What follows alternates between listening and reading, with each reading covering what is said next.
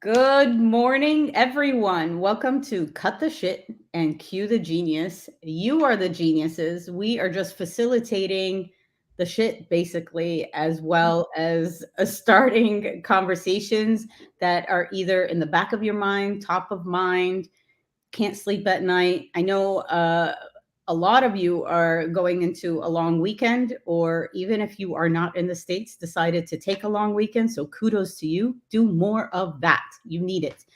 And Bruno, good morning. How are you? Good morning. The idea of facilitating the shit, I don't know. Maybe stirring the shit is a little bit better. Brewing the shit. Okay. So we Mhm. can we can say that. Yeah, facilitating the shit might not be the right terminology here. That's okay. Um, so this topic is actually one of our favorites, which is all about technology, not only event technology. The lines have totally been blurred. It's all about the technology, whether it's marketing tech, whether it's mainstream tech. Everybody's in it. You either love it or you don't, or you love to hate it. And you can be all of the above. So we would welcome you in the comments to let us know, first and foremost, where you're beaming in from, as well as are you a lover or a hater of technology? Hey, Karen. Karen should get a badge for being our ambassador. Not only brand ambassador in New York, but like ambassador of the shit show. We should create a badge, Bruno. All right. We're gonna give it to our people that are like just with us all the time and make us smile and happy. Yeah. Adam, welcome, welcome from London. So it's probably Guinness time very soon for you. And Sean, love to see Sean. So everybody on this comment thread right now should get cut the shit badges. We're just gonna say it right there. So Mhm. Ashley from Texas. So tell us where you are at when it comes to technology. You love to hate it. You hate to love it. You are a big proponent of it in regards to trying new technology. What are your thoughts of what is going on with the tech landscape right now, as well as the tech partners that you are dealing with? But one thing, Bruno, I think that you and I just briefly talked about was what did we call it? We talked about feature fatigue from technology companies. So can you Mhm. explain that a bit? Yeah, I think it comes from, at least during COVID, companies that did this quick transformation. They were a mobile app in early March 2020, and then they became a virtual events platform. And now they're a hybrid event sort of conduit because you can take the mobile app now to a face-to-face event, but you can stream hybrid events. So they've become all of these things, having all of these features, and I'm wondering if they are having problems now finding a spot for themselves, positioning themselves in the marketplace. Are they everything because they have all of these features? Are they not good for really anything but what they started out to be?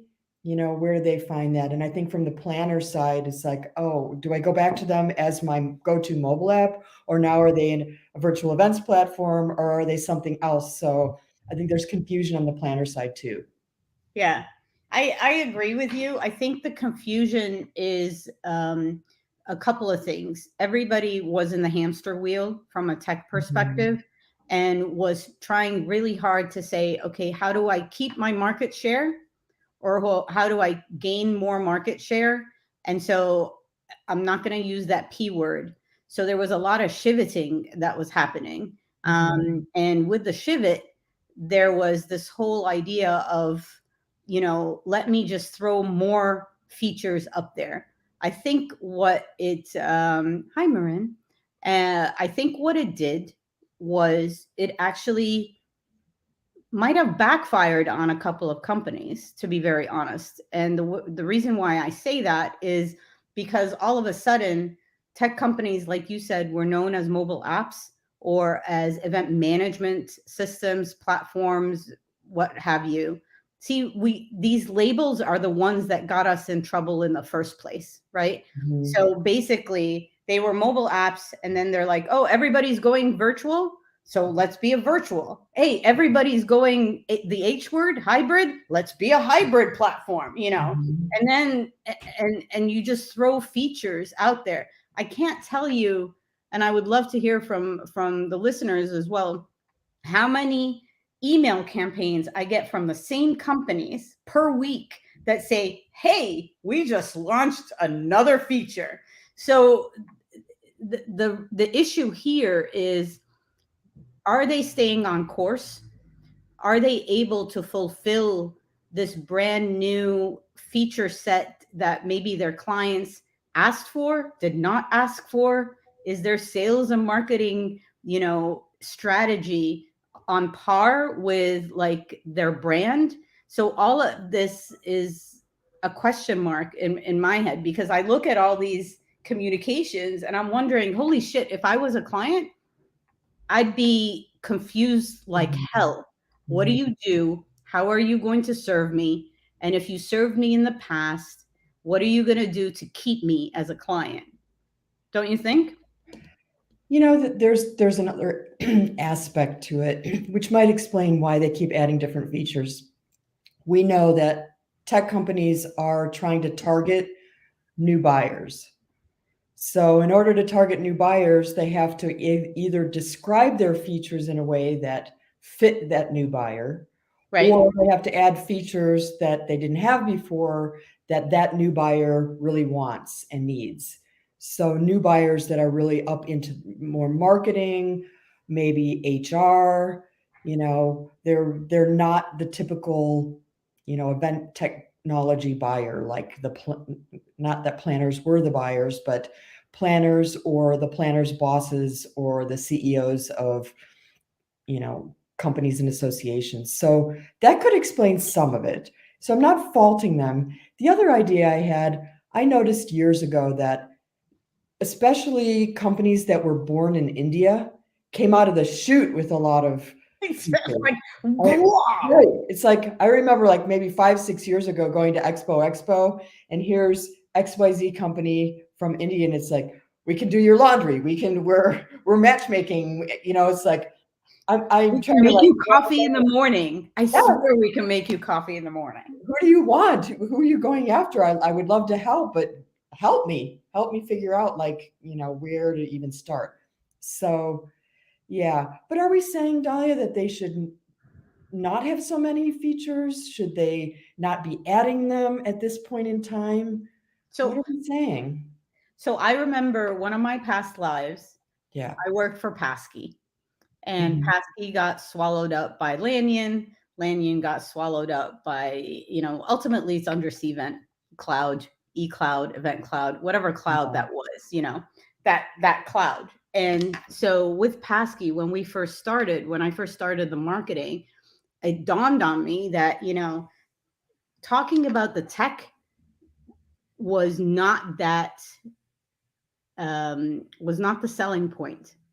Talking and speaking about what do you want to achieve for your end users was the conversation.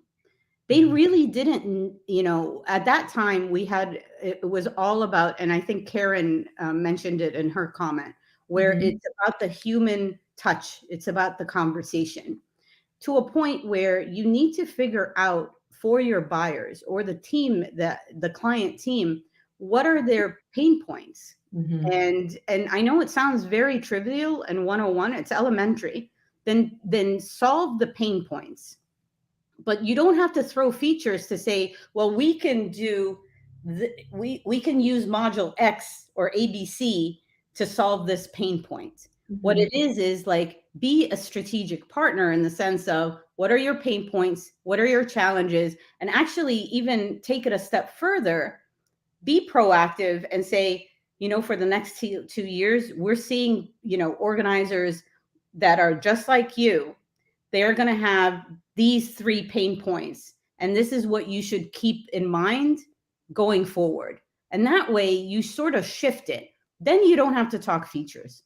You don't have to talk modules. You don't have to have sexy names for, oh, module X, or switch on, module B and C. And you're laughing because we have clients that actually have asked us to do marketing strategies based on the modules that they already put together. This laundry services type of list has to go away. So I think the technology companies that are gonna bubble up the creme de la creme are the ones that actually look at you, client, and say, what is it that you are in need of solving right now? And this is the 3 ways we can. The tech, whether it works or not, you'll be forgiven if it works or not. But what you won't be forgiven if you are not elevating the conversation and educating your client and giving them that human contact. Well, it does bring to mind a pretty interesting marketing approach for companies that have a lot of features and do a lot of things. And even if they do them well, it's more like, hey, customer, we do a whole bunch of stuff that you don't understand. So just call us. Or don't need. Yeah. Do you need your laundry done? We'll sort it out for you. Yeah. Bruno doesn't want laundry done. Well, Bruno does want laundry done, but maybe Dahlia wants dry cleaning. So like, this is the other thing, is the whole idea of this mass, like, let me tell you how fabulous we are in the product, sector or product features, and then leaving it at that. It's like a vomit. Like, don't tell me about something I might not need at the moment, unless you are trying to empower me to do better going forward. I would love to know who the LinkedIn user is, just and if we can show people how they can show their profile on StreamYard. There is a URL where you give permission to StreamYard so that you can show up, unless you want to be anonymous. But the LinkedIn user said that comment, totally agree. I see some tech companies slipping into the mode that they can now serve everyone and every type of event due to all the features they now have. Not sure this helps anybody. The tech companies need to focus on who they serve best. Yes, planners need focus on defining their real need rather than looking at all the shiny features. So we're back at, Bruno, how long have we been talking about tech companies showing shiny objects? Like, it's been decades where it's like. That is the definition in our industry of a tech company. It is shiny object. It's like, oh, new tech company / shiny object. Let's start running towards that new tech company / shiny object. Right. To be fair, though, Dahlia, our job in the world is to make every tech company the shiny object. That's very true. But the shiny object for what they want to serve best. So that's the tech, and who they want to serve best. So there was a time, and we're not just, this is not us just crapping on the tech sector. So bear with us, because we our bills. We really do love you. We love the tech sector, and they pay our bills. We love them. But not only that, do we love the tech sector? We can actually look at technology companies and help them with their sales and marketing. Like, when we look at some of the tech companies, and we're gonna talk about a couple on this session as well. But like, what I'm trying to say is, stick to what you want to do best, and stick to who you want to serve best. Stay away from trying to be in the same pond with everybody else. Meaning, competitive analysis, feature to feature analysis, who's doing better than you, stop that.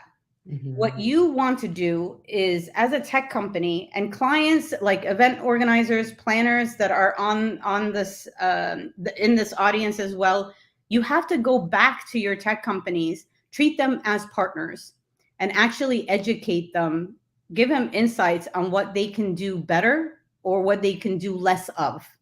Meaning, Don't throw at me features that I don't need. Have my account manager have a call with me for 25 minutes, or in Rachel Stefan's, case, she can do it in 17, and ask me what I need to do more of, or what do I need in order to solve certain problems. We all now know the fatigue that's happening on the buyer side. Planners are tech fatigued, but it's also because they don't understand it. So let's talk about like all these technology companies that are doing amazing things with data analytics, because Bruno, that's your coffee in the morning, even though you're a tea person. I just get so excited about it. Yes. Yeah. Because you know what? I think the events industry in general has lived for so long on rules of thumb, or what we did yesterday, or The finger wind. in the wind, or just like all these like made up, I don't even know what to call them. What are they? Just You're guidelines. trying to be diplomatic here and not use like, Yeah, yeah. oh, And we finally got to the point where, there's real companies that come up with like real data that shows you that you should actually go in this direction and not that. The problem is not that there isn't the data. The problem is no one wants to deviate from what they think is their winning formula.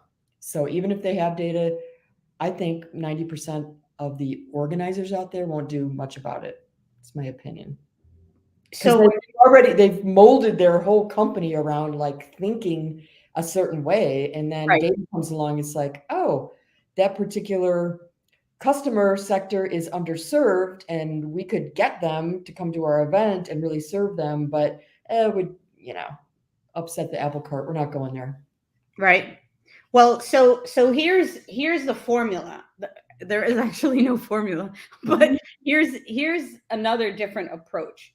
Yeah. Um, the approach also can be where you take a look as a planner, as an organizer, you take a look at all your tech stack partners, right? Mhm. And you actually put them in a room and you hold your own summit with your tech partners, whether they think they're competition or not, doesn't really matter. When they work together for your success, they should not be seeing themselves as competitors. But Mhm. imagine if you put all your tech partners in a room, a Zoom room, whatever room, bring them over, have drinks, whatever it is, and you ask them about the data behind the usage, your usage of their tech platforms, and see where the synergies are, see where the holes are, see what you can act on when it comes to data points,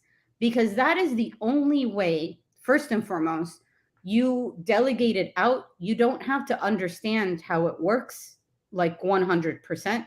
As a Mhm. planner, you don't have the time for it, but then you turn them into strategic partners, and Mhm. you actually take a look at, okay, what's the actionable data points that I can use in order to shift the events or the experiences or whatever strategy you need going forward. Yeah. So I only know of a couple of examples. Megan Tennell from AEM, from Association of Equipment Manufacturing, out Mhm. in Milwaukee, badass that Mhm. she is, with Dana on her team, where they actually did summits like that. And I think you and I, we had, was it Tommy, their event technologist? He once told us about how they brought in all their tech companies to share, how the data pipeline works with all of them, what kind of data they can use in order to move forward. I think right now that is the ask that organizers, you tech companies will benefit from that. You go back to your tech partners and you say, this is what I need to see with the others. And I would love, if anybody's going to be doing that, I want to be a fly on the wall when that happens, if that makes sense. So, Dahlia, what you're describing is sort of this micro approach where a Yeah. single organization brings in a bunch of technology companies and really sits down and talks the talk and, tries to glean from these partners, what's next? What can we do? How do you help us? Yep. But when you take that out to a macro approach, which is a trade show about technology or a grouping of technology companies within another trade show, people don't come. The planners don't come, the CEOs don't come. It's like they know they need it, but they don't want to enter the area. They don't want to be sold to. They don't want to, I don't know why, but they don't frequent the area. Yep. So why is that not working? But AEM can say, poof, come on, 20 companies, come to Milwaukee and sit in front of me and Who's share. paying the bill here? Yeah. Well, I see, that's what I don't understand. We know that the technology companies exist because there is a need in the marketplace, but the people that have the need, sometimes I think they don't want to make the effort to dig deeply into how they can be helped by the technology companies. They Yeah. don't want to, they just don't want to do anything until they're on fire, like Right. during COVID. And then, it's a mad scramble to find out who, what, when, where, why. So why is that? So I think Adam also said we now see client awareness looking back, seeing what they've been sold, and now saying, hang on, why do my users not care for what I'm given it's worth? If I'm understanding Adam correctly, is yes, clients or organizers are more tech savvy, I would say, because of the crash course they had to do in the last couple of years. I think, though, Bruno, to your point, and maybe what it is, it has to become part of the internal strategy of an event organizer, so that it's not also in silo, meaning that it's across the departments, that on a quarterly basis check in with all the tech companies at the same time. So not on the same time, but like bringing them together, asking the questions, putting actually the organizer challenges in front of the tech companies together, and do a think tank of some kind. My registration numbers are low. My content is not on demand, is not being viewed. I'm just throwing it out there. I'm in a venue and I have 2 floors and I can't get people to the second floor. How do I do that? This is the time to use the tech companies as strategic partners. So I'm very curious. Marin says, spoiler alert, something like this is coming up in January. So you can't throw something like that and not give us another hint, because no, niet goed. So we need to So, a little bit more about that. well, what has to happen is the decision makers, wherever they are, whether they're sitting in marketing, they're sitting in the event side, they're in HR, have to say, if I can't make it to those events where I can see all of the technology and find out what it can do for me, then I'm going to have someone from my department go and see, get your asses out of your seats, go to these events or look at them online, whatever form factor you want, and come back to me and tell me which of these event technology companies is going to guide us into the next year, the next 5 years, the next decade. Because the secrets that they hold about growth, about getting in new customers, about meeting our needs are there. We need to find out what those are. Right. And I know they don't want to be sold to, but so what? Get past it. Grow up. Put on your big girl or boy pants. Find out what's out there. Find out what they can do for you, and bring it back to me so we can plan around it. Yep. Yeah, definitely. So a couple of things here. A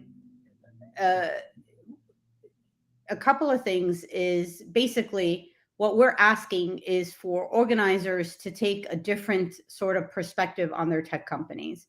I'm going to say use them, but reach out to them as strategic partners, in the sense of, put them in a room together, in a Zoom call together, and actually figure out what can you do for me with the challenges that I have right now? The Mhm. feature set and the feature war, I'm going to call it a war because it's a war inside my inbox. I'm just going to say it right now. Like the amount of here's what we can do type of thing. I think for tech companies, take a different look on or spin on your marketing and be very, very exact on what you are communicating from a solution side or a challenge side or from an educational side to your recipients when it comes to your communications. The thing, and Bruno, to your point, yes, take full advantage of going out and seeing the tech companies or reaching out, give them the 17-minute window of time to figure out what they can offer, not in screenshots, not in a PowerPoint, and really just about the conversation. How can you make me stronger, make me like more empowered, and have a better conversation with our C-suite when it comes to technology, because budgets are tight.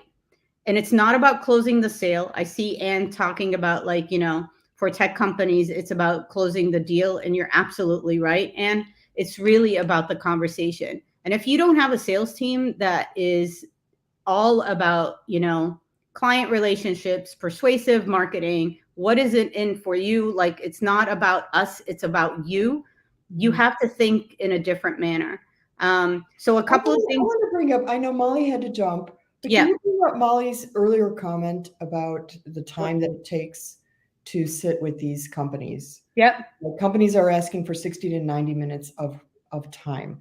That comes up a lot. What I'm going to say is, would you donate 60 to 90 minutes of your time, and it doesn't have to be that long, first of all, to something that could really change the trajectory of you within the organization or your company, number one. And the idea that, planners don't want to give the time and also don't want to tell the event technology companies in advance what their needs are, is just, I think you planners and decision makers, you're really missing out, because that's a big deal. Technology companies feel like they have to over explain because they don't know what the planners want to begin with, and the planners won't tell them. It's like a Right. big secret. I'm not going to tell you what I want, and I'm not going to tell you what my budget is. And I'm just going to wait for you to dance on strings. And then I'm going to complain. It's not a knock on Molly or any planner. But then they'll complain that the technology companies didn't hit the target. They didn't know what they need. They didn't know all about them. They didn't research ahead of time what their needs were, all of that stuff. So there has to be like a truce here, you Yeah. know? Definitely. So, so a lot of people, we have 2 more minutes, so we have a couple of things that we wanted to share. And I love that everybody is commenting on this. So maybe there's a part two to this as well. Is first and foremost, so we have the Launch Shift Go workshop that we have created with amazing luminaries like Adam Perry, Marco Ghiberti, Sarab, and others, where it's truly for tech companies to, even for well-established tech companies, not only startups, to look at the buyer personas because it's shifting, looking at the landscape because that's also shifting, and also to help them with demand gen, marketing, sales, etc. So what I wanted to say is, and don't tell the team that we're doing. Well, we can tell the team we're giving out like 2 free seats.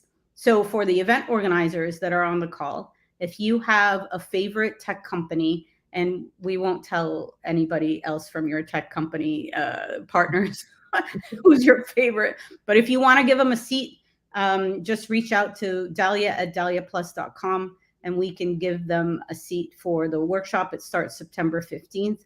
And also for any tech companies that are listening in, we will do the same for you. So this is a great workshop, 2 weeks long, but the intel in it is either going to work for you to reset your strategy as well as validate where you're going. So those are two things that we're giving out. The other thing is watch this space, because we are working with the amazing Anne and the Twine team, as well as Zoom events, for something very special. So we're going to be putting a promotion out for everybody to register with us for a networking. And it's a very hot conversation where the pendulum swings, whether you are digital, virtual, face-to-face, or in the middle, blended, hybrid, whatever you want to call it. But it is a hot conversation. It's one to be had, and you can actually have it with others that have no filter, like us, and Anne, of course. Mm-hmm. So if you have any questions, please let us know. If you can go to Cut the Shit, Cue the Genius page. It's dahliaplus.com/cut. I was going to say cut the shit, but it's dahliaplus.com/cue the genius. And this is where we want to hear from you. If you want to be on the show, if you have any topics that keep you up at night. And Emma says, spicy conversations, bring it on. So there you go. Bruno, any last minute thoughts about the tech? I think there's a part two. I like the fine points. So how are you going to pick the two people for 2 free seats? Are you going to put it in a fishbowl and then pick? Because, if I were them, I would want to go. So I want to be one of the lucky ones. Number one, and for this special program that we're doing about the pendulum, which way the pendulum swings, doing with Twine and Zoom events, it's September 8th, and you do have to register. So are we going to have that registration link then on the Cut the Shit page? Okay. Yep, we're going to do that. We're also going to send it out as a post to this webinar and all over. So if you're ready for a hot, spicy conversation with Anne and Lawrence Coburn and the Zoom events team and all of this, bring it on. Let's do this. Yeah, we're going to do our thing. Right, we're going to do our thing. We're not going to hold anything back, the usual candor. I don't think we ever do, but but thank you everyone for chiming in and for listening in. And I hope this was a little bit of productive time for you. Adam, thank you. And Karen, and yes, we will create that badge for everybody that is on the webinars going forward. But have a very safe, long weekend, last barbecue of the year. I hope not. Beers, all of that. Antonio, piacere. And I hope you have. Even the people that are in Europe, take the day off. Please do. Tell them that Dahlia and Bruno take the day off. 2 days off. That's it. It's the Cut the Shit day. It's tomorrow. The cut the shit day tomorrow. Day. Don't go to work. No. All right. Well, thank you and peace.